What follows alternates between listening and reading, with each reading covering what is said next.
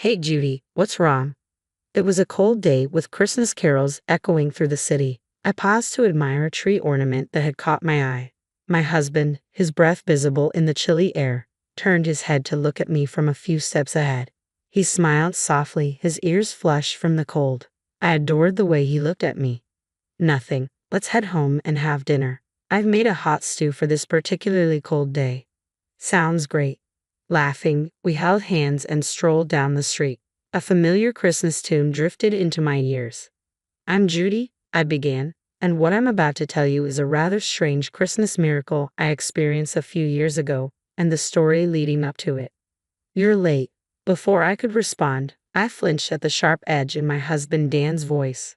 Where have you been? I just went to the closest deli, I replied, trying to stay calm. It was mid-December, and it felt like snow was imminent. I'd been chased out of the cold without my coat a short time ago. Are you trying to fool me? I'm the breadwinner of this household. When I come home, I expect dinner to be ready and served. Can't you even manage that? He glared at me displeased as he looked at the dinner. No hot sauce. How can you eat chicken wings without it? Don't mess with me. His harsh scolding made me rush out of the apartment with just my wallet and return with the hot sauce. As I gasped for breath, he grew even more irritated. Delhi, are you crazy? Isn't it cheaper to buy at a supermarket? He pointed at the hot sauce, rolling his eyes. You have no sense of budgeting. I couldn't help but retort, of course, I buy groceries at the supermarket, but it's far away. I told you earlier, it slipped my mind today. Anyway, you get upset if the food gets cold. That's why I went to the closest shop. I did forget to add it to my shopping list, but I was sure the chicken wings would taste fine even without it. I didn't understand why he was so angry. His frustration seemed unrelenting. Where's your apology? I did apologize earlier, didn't I? What's with your attitude? My retort only fueled his anger further. He continued to yell for another hour. Who wants such stale food now? In the end, he flipped the plate of chicken wings and stormed out to get dinner elsewhere. A few days later, while cleaning my parents' house, which was up for sale, I visited an old lady in the neighborhood whom I called Grandma. Listen, Grandma, I said, your prediction was off this time. I didn't predict anything, Grandma, who had cared for me since I was a child, replied with a chuckle. You're going too far. No way, everything you predicted since I was a kid came true. If they weren't predictions, then they were prophecies, I said with a wry smile. Remember when you told me not to go to the mall? There was a lightning strike that nearly burned it down. Another time, when I planned to relax at home, you advised me to go out because it would be sunny. Reluctantly, I went out and found my house had been robbed. If I had stayed home, I would have had to confront the robber. I shivered at the memory. The robber was later caught with a knife, and the thought of what might have happened if I'd been home made me cringe. Despite her dismissive attitude, Grandma listened as I spoke with seriousness. I don't think I would have been prepared for my mom's illness if he hadn't told me, especially since she was my only family. My mom always said that you gave her peace of mind. You had told her that I would be blessed with something wonderful on a Christmas not far away. It brought her comfort to know that I would have a bright future before she left me. She shared this with me from her hospital bed. It was a ray of hope for her, and seeing her contented was a testament to her love for me. So when Dan proposed to me on Christmas Day, I thought it was just as you had predicted. I met him through a mutual friend. At first, he seemed like a humble and gentle guy. But once we got married, his true colors showed. He became an arrogant husband. Like the hot sauce incident, he got upset over trivial matters. He complained that the food was too cold and the salad was lukewarm, even though he had ignored the food for a long time, playing on his phone. It wasn't just about food. He criticized nearly everything I did. How I cleaned the apartment, washed the clothes. Nothing seemed to please him. It made me feel trapped and suffocated. I didn't want to go back home to him. I went to Grandma, feeling a sting in my nose as I spoke. Now, it's almost sunset. Don't you need to go back and cook dinner? Grandma said, urging me with a glance at the sky. Feeling softly rejected, I stood up slowly. You're going to be okay as long as you stand your ground, she assured me. Even though you'll face struggles, you will find happiness one day. You'll have a Christmas that will make you jump for joy. So just live honestly and stay true to yourself. God is watching. Her words softened my heavy heart. I turned around, contemplating her reassurance. Is it a prophecy? I asked. Let's see. I'm just an old woman, she replied with another ambiguous smile, leaving me puzzled. Maybe if I put in more effort, it might change. I decided it might be too early to judge her original prediction. But as I went about preparing dinner, ironing my shirt, and dealing with Dan's hostility, things only worsened. It had been less than a year since we married, and already he took it for granted to order me around. He was constantly grumpy and overbearing, never offering a kind word. One night, he stormed in, his anger palpable. "Who do you think you are?" he snapped. "Why did you leave me waiting outside? I have to microwave my food now. God damn it, your laziness is infuriating." I sighed in frustration. "I had a co-op meeting tonight. I'd even left a note on the table for you." "Shut. That's no excuse for lazy cooking," he yelled. "What do you mean you didn't cut corners?" I prepared the main course and sides as usual, but to him, if it wasn't freshly cooked, it was considered cutting corners.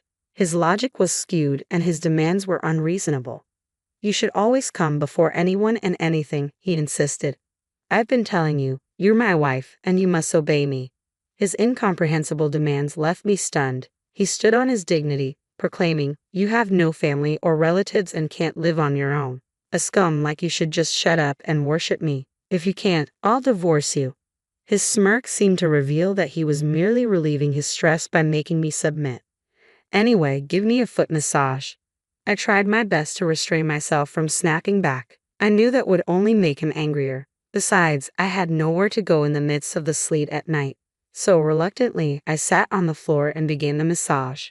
My life continued in this oppressive pattern until one day, while grocery shopping, I suddenly fainted from excruciating pain and had to be rushed to the hospital by ambulance. As the doctor explained my condition, I felt my mind go blank. "This virus is transmitted through sexual intercourse," he said. "I had your husband tested as well. Both of you are infected. You didn't realize it because there were no symptoms." He continued, "Unfortunately, you'll need surgery, and I'm very sorry to say this, but the chance of conceiving in the future seems extremely unlikely." Dan quickly followed the doctor, and I was left grappling with the devastating news. I couldn't have a baby. As I repeated the doctor's words to myself, my mind was slowly overtaken by darkness. Desperate for more information, I tried to follow the doctor and Dan with my unsteady legs. "Wait, doctor, Dan," I called out, but I froze when I overheard their conversation. "So, everyone out there needs to get tested?" Dan asked. "Exactly. They must be treated all at once, otherwise, it's pointless because it keeps coming back," the doctor replied. "Would they know what the test is for?" "Of course," Dan said persistently. I listened in despair as the conversation unfolded. It turned out Dan had been seeing at least 3 girlfriends and was still involved with one of them. I looked at a picture of my mom in the empty room, whispering to it, "I needed help, you know. Even though he's not a good husband now, he might change once we have a baby."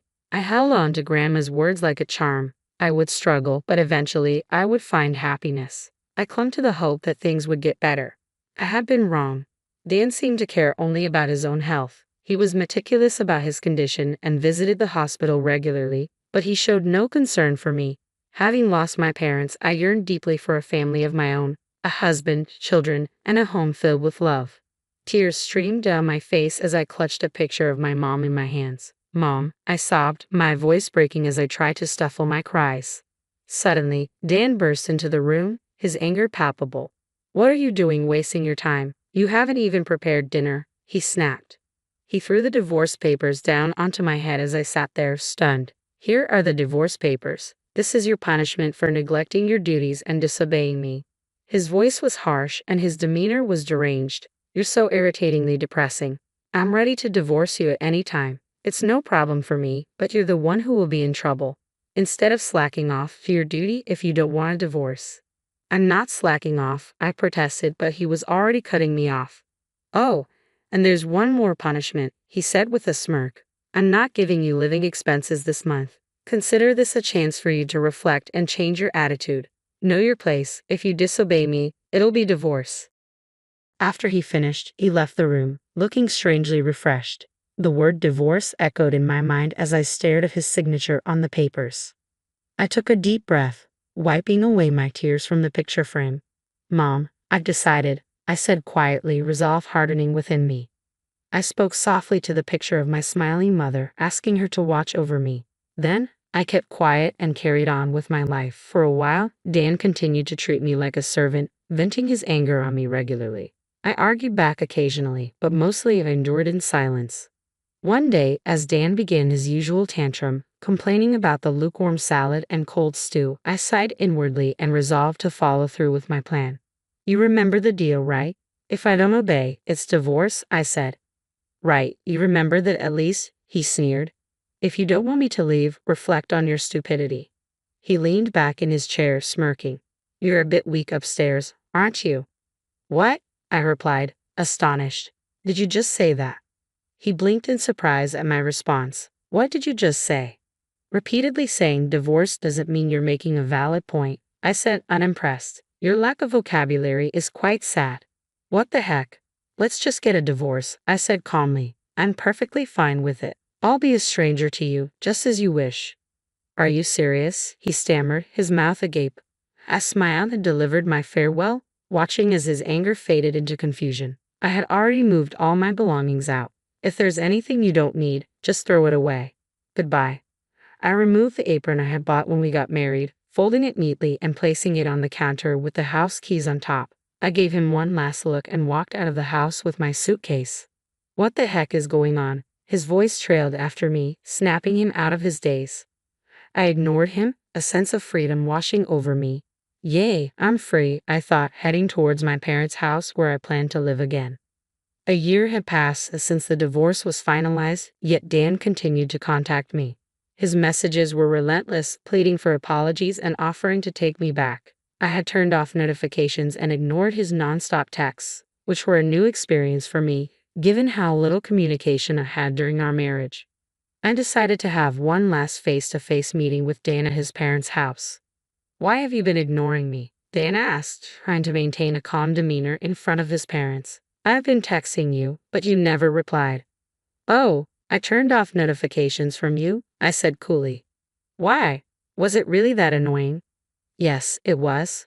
Dan's face flushed with anger. So, what do you want to talk about? I responded with deliberate annoyance, watching as his frustration grew.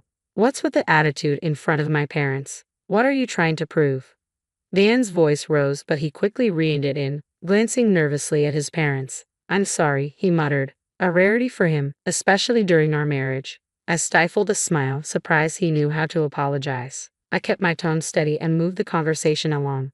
What exactly do you want to discuss with your ex-wife? You divorced me, remember? Dan looked puzzled, his anger momentarily replaced by confusion. Hold on, why are you acting so calm? Aren't you struggling after the divorce? How are you managing? He spoke as if he genuinely cared, yet he had never bothered to check on me, even though he knew where I was. If you want to get back together, I'm open to it, he said, his voice carrying a hint of hope. Doesn't that make you happy? Not at all, I replied, barely containing a laugh at his misplaced confidence. It doesn't make me happy, nor does it help me in any way. I'm doing well on my own. Your contribution of $500 a month wasn't enough to cover our needs. You're the one struggling without me.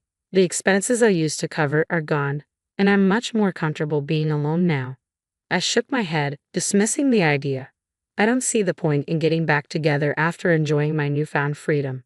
I feigned confusion as Dan's frustration became evident. What are you talking about? I was supposed to be a housewife, right? But why are we discussing finances? Dan shifted uncomfortably, clearly unsettled by the presence of his parents. Listen, Dan, stop acting like a child caught in the act. There's no need to put on a show for them. They know all about your secrets. Secrets? What are you talking about? Dan asked, his curiosity piqued. I signaled him to be quiet and prepared to reveal the truth. You're mistaken if you think I was just a housewife. Remember, I lived abroad because of my late father's work. I used the German. I learned to translate documents at home. The bookshelves were filled with materials and manuscripts which I used to hide recording equipment. Wait, recording? Dan was stunned. His father presented the evidence, showing all the recordings of Dan's mistreatment. The videos laid bare his behavior, and Dan's parents were visibly distressed, apologizing to me and expressing their shame for raising him.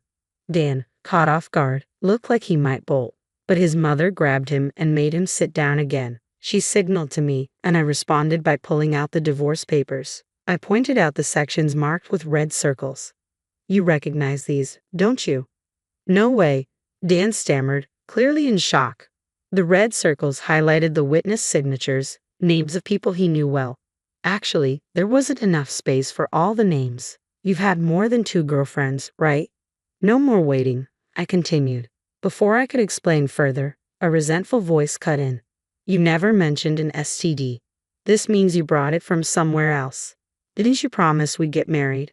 That's something only a bachelor would say. The argument escalated. You're not just a villain to us, but to all women. You're the #1 public enemy. You're finished. Surrounded by his former girlfriends, Dan crumbled to the floor as his parents looked on with exaggerated sighs. I had hired a private detective to investigate his girlfriends and had secretly contacted them. I also informed my ex-in-laws about everything. The result was chaos. Your game is up now, I declared. We're demanding compensation for the distress you caused. Dan worked for a company owned by a relative of his mother, so his payments were deducted from his salary to prevent him from escaping his obligations. Under strict supervision, he faced a long period of compensation payments. 6 years have passed since then. I was walking down the street on a cold day, Christmas songs playing everywhere, when a tree ornament caught my eye. My husband, his breath visible in the chill, looked back at me with a soft smile, his ears red from the cold. Our little girl, cheeks rosy, was nestled in his arms. I couldn't help but think about how Grandma's prediction came true. My current husband is surprisingly the brother of one of Dan's former girlfriends. After meeting him by chance and connecting over our shared experiences, he has been a source of comfort and joy. If not for what happened with Dan, I might never have met my current husband. Grandma's words about struggling but finding happiness have proven true. After we married, I found out I was pregnant, despite being told it was unlikely. I remember when I was rushed to the emergency room on Christmas Day and the doctor confirmed the pregnancy. My husband and I were overjoyed, jumping up and down, while the nurse tried to calm us down. It was a true Christmas miracle. As I snapped back to the present, my daughter clung to me in her fuzzy coat. Let's go home and have dinner. I prepared hot stew for this cold day. Sounds great. Yay, she cheered. Laughing, we held hands and walked home, the familiar Christmas song drifting in from somewhere nearby.